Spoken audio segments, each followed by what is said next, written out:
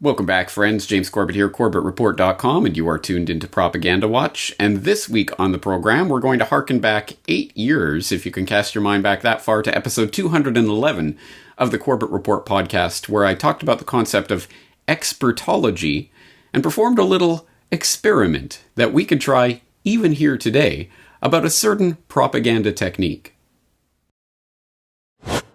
So I'd like to start out this episode of the podcast with a little bit of a thought experiment that you can actually try right there at home, and you can play along with us right here on the podcast. And the great thing about this experiment is you can repeat it over and over and over and get different results every few weeks or every few months or every few years or whenever you want to try it. And I have no doubt that the results will always be interesting. So what am I talking about? Well, first of all, go to a search engine like startpage.com or scroogle.org. Of course, search engines that do not track your every move and leave malicious cookies and the like on your system are the best. So I always recommend scroogle.org or startpage.com. But whatever search engine you want to use, go there and type in quotation marks the words experts say. And for those who don't know about search engines and how they function, how they operate, if you put a term in a search term in quotation marks or in inverted commas for our brethren in the UK, that indicates to the search engine that you want to search that exact search term. So those exact words in that exact order. So go and to your search engine and type in experts say in quotation marks and see what kinds of really bizarre headlines will pop up, and these headlines will will range everything from the absolutely mundane to the inane to the insidious to the downright malicious. And I think, well, let's just take a random sampling from what I was able to garner when I did my own search today, just a few minutes ago here on the 3rd of December 2011 here in Japan. And as I say, the results really do range quite widely. So here's just a random smattering of some of the results that I found. For example, from healthfinder.gov, a safe tan? No way, experts say. Or from The Guardian, European Fiscal Union, what the experts say.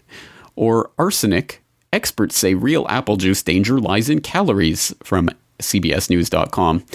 Or we have the CT Mirror, ctmirror.org. Fuel experts say gasoline consumers had it easy during recent storms. Or this one, probably the most inane of the bunch. I can't even say this with a straight face. MyWestTexas.com. Pet shouldn't be impulse gift, experts say.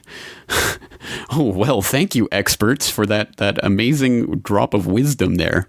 And to a certain extent, perhaps there's nothing particularly insidious about these headlines and the fact that experts are being used to construct these news narratives.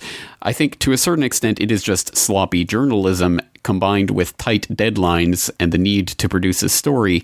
Well, so what's an easy way to produce a story? Slap together something that's absolutely not news by any stretch of the imagination and just attribute it to a couple of experts, quote unquote, that you dig up for a couple of obligatory quotes, and there you go, bingo bango, sugar in the gas tank. You have an entire news story like this. Pet shouldn't be impulse gift, experts say, which is just as inane as it sounds. And I will, of course, include the links if you actually want to go and check out these articles, but I wouldn't necessarily recommend it. But it's just to prove the point that experts say is one of those phrases that has become part of journalistic parlance, and it's become just shorthand for a way for the journalist to put forward a point of view or a specific proscription for what you should be doing or something you should be thinking, without, of course, losing that journalistic objectivity that we know all journalists possess, right? Because these journalists don't have an angle, they don't have an agenda, they're not presenting you with specific stories for a specific reason. No, they're these bastions of objectivity that are sitting godlike over everyone and are just once in a while deigning to come down from the heavens with their nuggets of wisdom. Yeah, right, exactly. And of course, this is a great way for them to pretend at that, as they always like to, while, of course, giving you the exact opposite, telling you exactly what to do and putting it in the mouths of these so-called experts that they get to pick and they get to quote selectively. All right, I trust that you get the concept, and that's whether or not you're a dedicated news hound or someone who only occasionally dips their little toe into the waters of news headlines. I'm sure you have seen this before. Experts say blah, blah, blah. Oh, really? Well, then I guess I better believe blah, blah, blah. Which, on its face, when articulated like that, does come across as being a bit stupid. I mean, do they really expect us to fall for this when it is verbalized like that? But it is not verbalized like that, and it is effective. And that's something that I hope people will ponder about so many of these propaganda techniques that we examine here on Propaganda Watch week in and week out. They're not usually particularly ingenious or skillful or requiring master levels of deceit. They're usually quite simple and quite obvious frauds that people just generally don't examine as frauds, and thus are quite effective. The most effective propaganda techniques are the ones that are so simple that you wouldn't even think, well, that's not deceptive, is it? Well, yes, it is. It generally is. And as I pointed out in that clip from episode 211, there is a little experiment that we could try at any time, whether it was 2011, as I did on air there, or 2019, as I'm about to do right in front of your eyes. And this time, back at that time, I was recommending Scroogle.org. Do you remember that little Google scraper that used to exist a long time ago, no longer exists? And Startpage.com. Well, today, let's use DuckDuckGo.com, which is a popular Google alternative. I've gone through search alternatives in the past. I'll put the link in the show notes in case you don't remember that. But let's use one like DuckDuckGo, and let's do that. We'll put in quotation mark, experts say. And I should have actually read those autofills because that would have been interesting. But let's just click on over to news just to see that this is, then really, as I'm doing this is the live search of this. Heart attack inequality costing women's lives. All right. So now, I guess now we need heart attack equality. We demand heart attack equality. I'm sure there's a very important and serious story involved there, but just on its face seems a bit silly. Here are each party's plans to make your phone and internet cheaper. All right. Baby boomers overtake young people as the country's problem drinkers, something or other. Experts say the figures highlight a growing generational gap in attitudes to alcohol. Well, experts say it, then it must be true. We don't need to actually talk to people or observe in our own life. No, we have to listen to experts say what the generational gap on alcohol attitudes is. Elizabeth May's drug decriminalization plan makes no sense, which sounds like a very editorializing comment, but I'm sure they have an expert say in there somewhere to justify it. Kim Kardashian just launched a Skims waist trainer that you definitely shouldn't buy. Experts say the waist training trend doesn't make sense and can be dangerous. Well, that's probably true, but again, experts say 250 million to keep votes safe. Experts say billions are needed. Now this seems like a prime quality candidate. Let's open up that one. Drawing people with flavored tobacco isn't new. Drawing people, I see, with flavored tobacco isn't new, experts say. Look at menthol cigarettes. Well, there you go. Experts. Again, we need experts to tell us this. Hope endures for Nigerian cardiac patients, again with the heart attacks. I'm not sure what's going on there. Experts say technology can support independence among seniors. Again, just look at this. This isn't necessarily some kind of propaganda where they're trying to sell you on a particular line or something. Very often, this is just used as a lazy device for reporters out there. They just want to say something and they go, oh, well, experts say this. I mean, it is just such a lazy way. And of course, they'll go out and they'll find someone with a PhD after their name or an MD or something and say, well, look, this guy says it, so experts say. And it's just the laziest way to do this. But let's, okay. Let's look at this one as well, because I'm sure there will be some propaganda value in there. And experts say getting the flu shot can give you better protection. Well, there you go. Okay, so let's just open up a few here that are clearly going to give us some propaganda value. Okay, this one coming from Count On News 2, counton2.com. Experts say getting the flu shot early can give you better protection against the flu. Flu season is approaching, and with activity usually increasing in October, experts want to make sure you're prepared. Experts say you should be getting your flu shot as soon as possible because they take several weeks to take full effect. This is especially true for people who are considered to be at high risk. For most people who get over the flu, blah, blah, blah, if you start feeling the symptoms, including... And that's the whole story. Wow. Wow. Now that is really remarkable. I really wasn't even expecting to find something this blatant, but literally, this entire story is being sourced to experts. Experts want to make sure you're prepared, and experts say. And let's read through. Young children, for most people, get the flu. However, for other people, it can turn into pneumonia. Flu season typically peaks from December to February. If you start feeling the symptoms, including fatigue or fever, then you should start and risk infecting others and seek medical attention. What is this? Is this a news story? What is this? It literally sources to experts, and they do not tell you who these experts are, what they specifically said in quotation marks, the context of those kinds of remarks, the data to back it up, a link to a study in a journal or something that, again, can be another level of propaganda, but still at least something. But literally, this entire article is just experts say. And that's it. That's the entire article. That is insanity. I wasn't even expecting to find something this blatant, but here you go.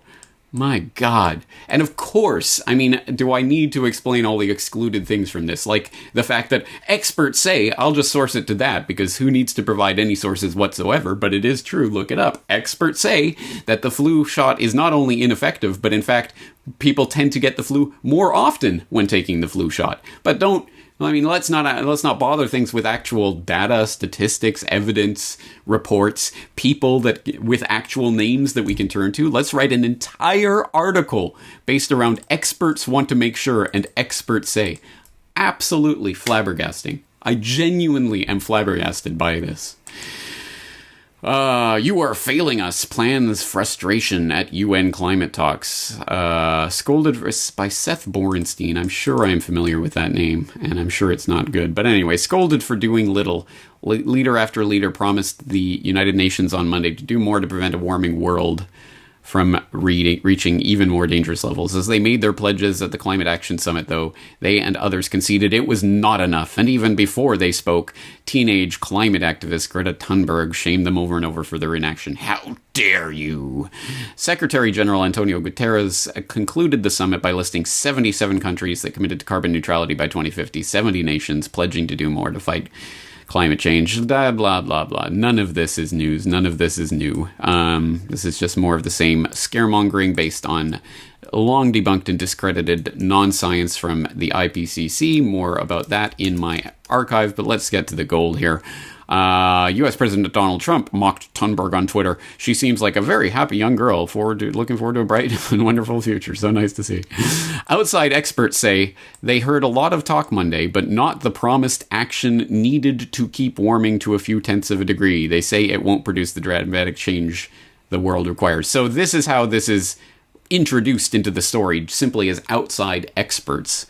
A lot of talk, but not the kind of action that we need to dial that thermometer down a few tenths of a degree, as we know that we can do. We fiddle that thermometer with the magic CO2 switch, and we can we've dialed down 1/10 of a degree, now we need another 10th.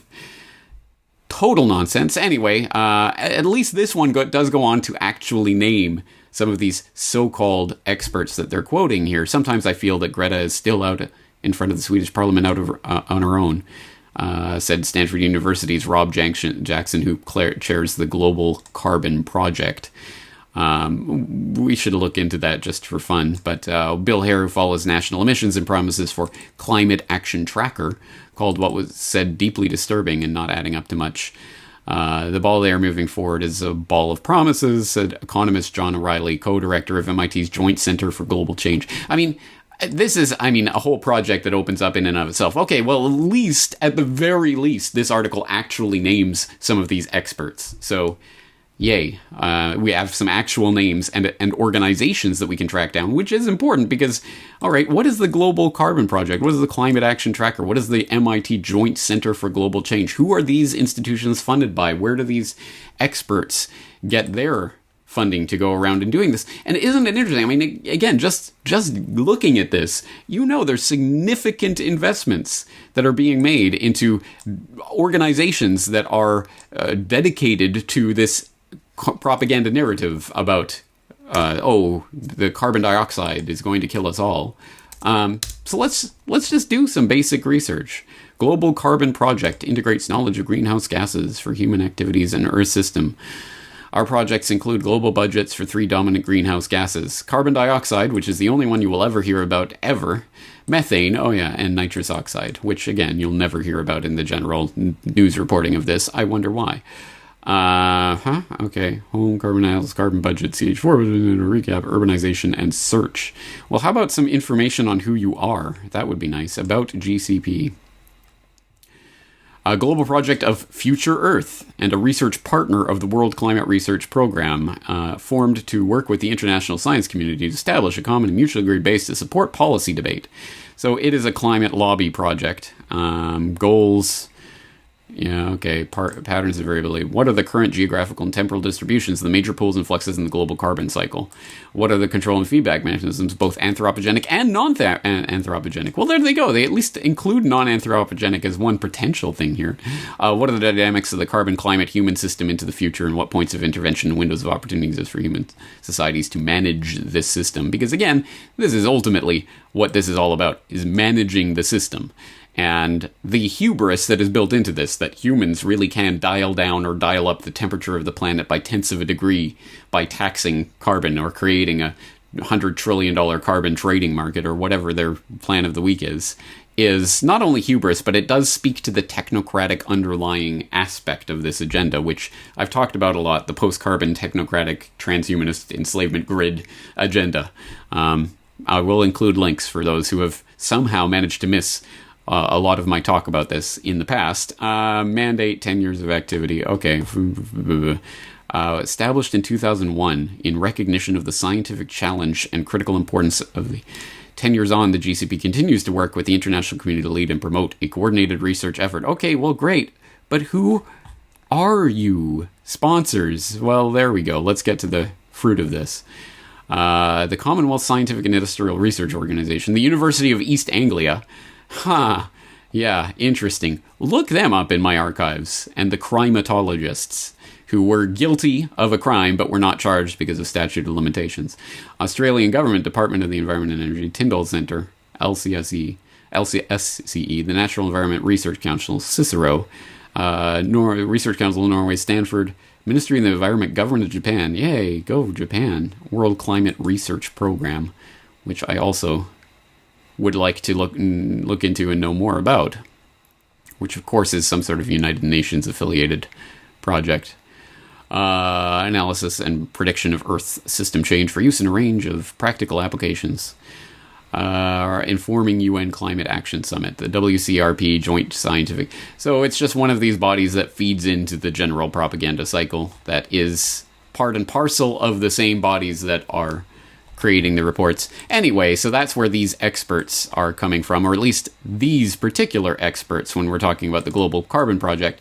I would highly suggest, now that you've physically seen me just go through the basics of starting to look into organizations, look at the Climate Action Tracker, look at the MIT Joint Center for Global Change, and start finding out about these experts, where they're coming from, what their agenda really is, who they're funded by, who they're working for, what their work is being used for, and you might start getting a handle on the scope, the organizational scope of creating this tranche of experts whose very livelihood depends on the narrative that they are promoting, and that then they get promoted in the media as the experts that we all have to turn to. It is this snake eating its own tail, Ouroboros of never-ending, well, this is the expert, and the expert says we have to believe this because the expert found this when the expert was funded by the people who want him to be an expert so that he can propound this.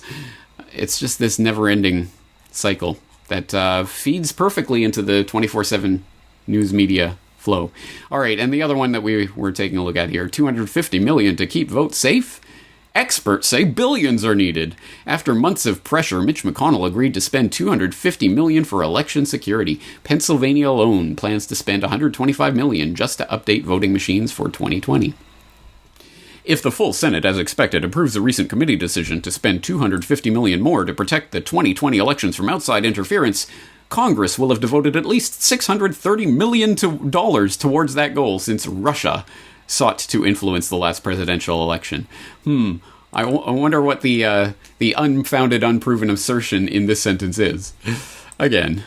But of course, it doesn't matter how fabulously Russiagate exploded in people's faces. It is now just an assumed reality that can be used as an excuse for, $500 million of funding, but $500 million, that's not enough. We need billions more. In order to protect ourselves from these thousands of dollars of Facebook ads that source to, some sort of Russian company that we can't prove is affiliated with the Kremlin in any way, that had Jesus memes about Hillary and Trump. Which threatens to undermine democracy, man. It's just, this is so insane that they expect you to believe this nonsense. It sounds like a lot, experts say, until the realization that a single state, Pennsylvania, plans to spend at least $125 million to upgrade its voting machines. And that expense addresses just one vulnerability in an election system whose security procedures, including vulnerable files of registered voters and inadequate systems for post-election audits, can be even creakier than its voting machines. State and local election officials are left rolling the dice between replacing their antiquated paperless voting machines or upgrading outdated registration databases, said Lawrence Norden, the director of the Election Reform Program at the Brennan Center for Justice at New York University. $250 million across 8,000 election jurisdictions doesn't come close to paying for those things in a single year, let alone for elections beyond 2020. He said in an email. So they emailed this guy from the Brennan Center for Justice at New York University, who's part of the director of the Election Reform Program. Again, I wonder if he has a particular angle that he's coming at this from. But yeah, we need nearly $2.2 billion over the next 5 years to adequately shield elections from tampering. So this is being used as a pork barrel project now, in addition to all the other propaganda things that are spouting from Russiagate and have spilled out over the last few years and will continue to dominate headlines about this election for years to come. Now, of course, again, what's the excluded part of this? What are these paperless voting machines that need upgrading and updating anyway, as opposed to, I don't know, ticking boxes on actual physical paper? Oh, that's so last century, James. We need these machines that have been shown time and time again, every single election. Oh, and experts show that these voting machines can be hacked. Look, we're going to hack into one live on air here. I can't tell you how many stories about that I've seen, even in the mainstream news, let alone documentaries by people talking about this, let alone the court testimony by people saying, yeah, we were hired by the Republican government in Florida to do this with the elections software there, or Ohio, or whatever. This is now part of the actual record, but it gets completely, utterly swept under the rug here. No, I mean, that is just the given reality. We're going to have these paperless voting machines, and they need billions of dollars to update them to protect us from Russia. And all of this based on the expert says over at the Brennan Center. Yeah, exactly. All right, so anyway, all of this is just to say, I trust you understand the general principle here about experts say and how that can be used as a propaganda tactic. And we just watched it literally unfold in real time right before our eyes with that remarkable story on counton2.com about experts saying that you should get the flu shot early, which is, it boggles my mind that is being posted. It was written by a robot, for all I know, and sources no one. Utterly unbelievable. And then, of course, we had usual climate scaremongering propaganda garbage from the mainstream press, citing this institutional framework of organizations that have been seeded with billions of dollars of funding from various governments over the last couple of decades to create this framework which will reinforce the narrative that is causing people to spend all this money on the framework in the first place. And then we also have experts, a single person at this one particular electoral reform institute, what have you, saying we need billions of dollars for people like me to be able to have plush retirement homes. I mean, in order to make sure we can save ourselves from the Russians. Again, it is often used as just a sloppy, lazy reporter tactic, but it can also be used specifically to inject propaganda deep into people's subconscious mind before it's even processed. You just read a headline that says experts say something, you process that information and move on without even bothering to read the story and finding out what's in it or what's not in it in terms of these experts and who they really are. It's an interesting experiment, and maybe we should repeat this experiment from time to time to keep this information fresh in our minds. And I hope, at the very least, watching me do this in real time gives you an idea of how you would begin going and searching and researching some of this information. And as I say, I'd be interested to hear what you guys come up with regards to this. That's going to do it for this week's edition of Propaganda Watch. I am James Corbett of CorbettReport.com. Thank you for tuning in. The Corbett Report is brought to you by the Corbett Report subscriber, a weekly newsletter featuring James Corbett's international forecaster editorial, recommended reading and viewing, discounts on Corbett Report DVDs, and once a month, a subscriber-only video. Sign up today to start receiving your copy at CorbettReport.com/support.